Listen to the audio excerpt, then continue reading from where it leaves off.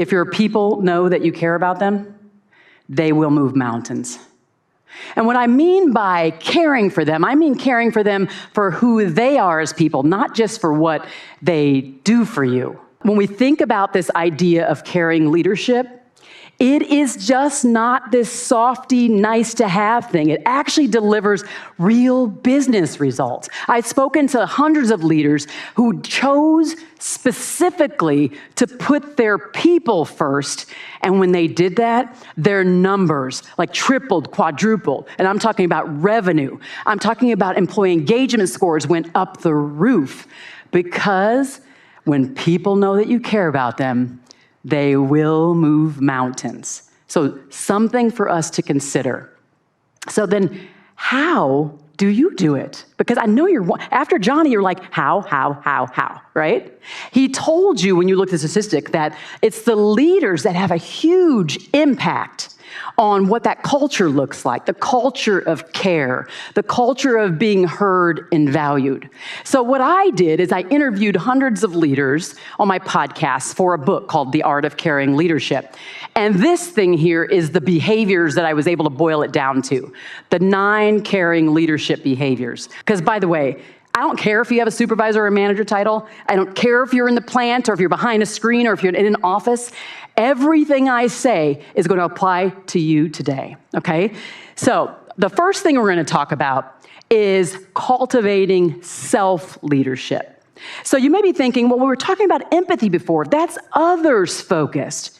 Yes, however, if you don't give to yourself first, you can't give to other people because you are all dried out. You can't give what you do not have. So what does self-leadership look like? It really is this idea, there's lots of ideas behind it, but there's some sub-concepts.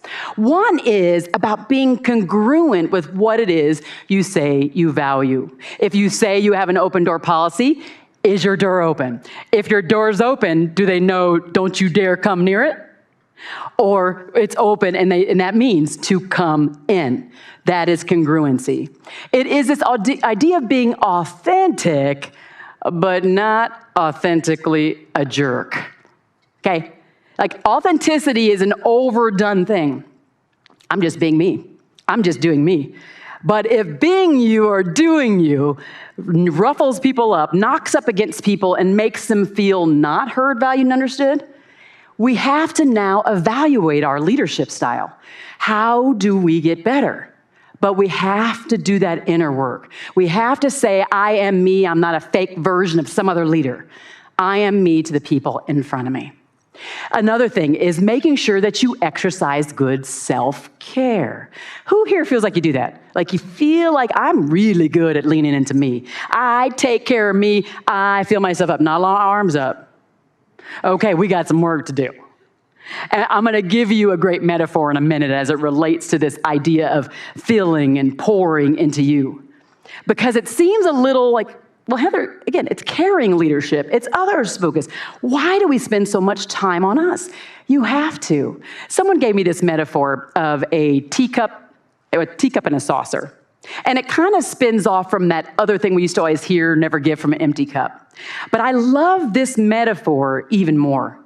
So as leaders, we are to take the water or the tea and pour it into the teacup, and it flows onto the saucer. And what we should be doing is giving from the overflow. But what are we doing? We're giving from within the cup. And what happens when you keep giving from in the cup? Let me hear you say it. Empty, dry. So visualize this. As a leader, you have a team around you and you give from the cup and it gets drier and drier and you're giving from them from a dry cup.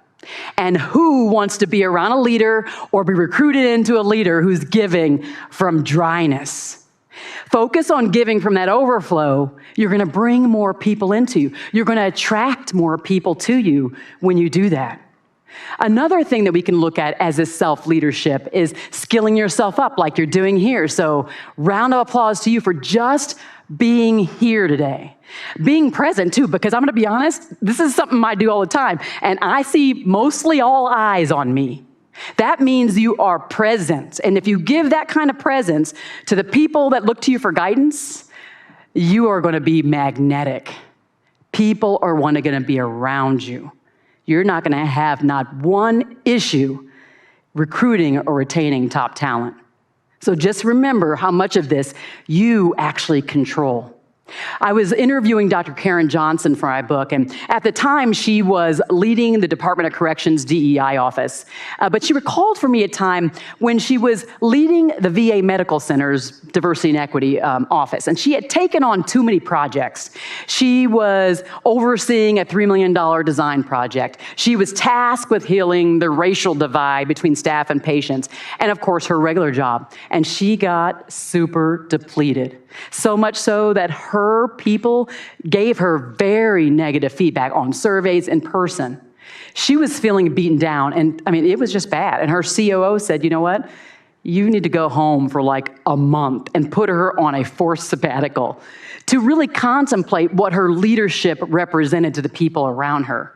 And when she did that, she said to me in her words, I pruned my emotional garden. I took time to do some spiritual discernment, to be thinking deeper, and to say, is this true? Well, after that time, she realized that feedback was 100% right, and to be honest, they were probably trying to be nice.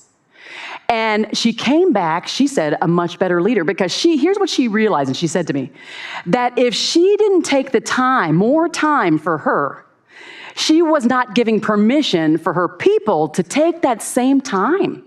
So people are looking to us, they're emulating, and she wasn't giving them permission to pour into themselves.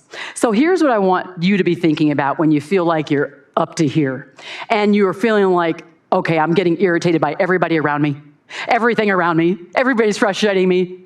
I want you to be thinking about that teacup and that saucer, and I want you to just pour. In fact, I want you to do it now. Hold your hand out and just pretend the teacup's there and just say pour. Yes, visualize that for yourself when you get to that point, and I think we all kind of might be there now, and get there often when we're up to here.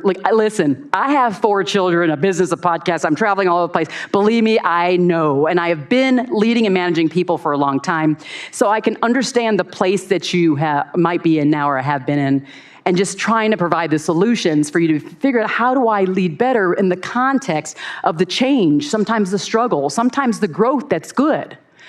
This is where I want you to be thinking about caring leadership.